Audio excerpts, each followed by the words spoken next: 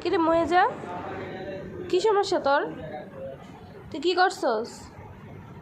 হ্যাঁ, আজকে তোর বিচার হইব। এই কামড় দিবি না, আজকে তোর বিচার হইব। তুই কি করছস?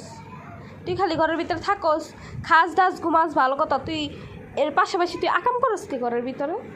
হ্যাঁ, তুই আমার মার জানামাজটা সিরালাইছস কামড়ায়া। এখন তো আমার মা আমার ঘর থেকে বের করে দিতেছে। এখন আমি কি করবো? আমার ক।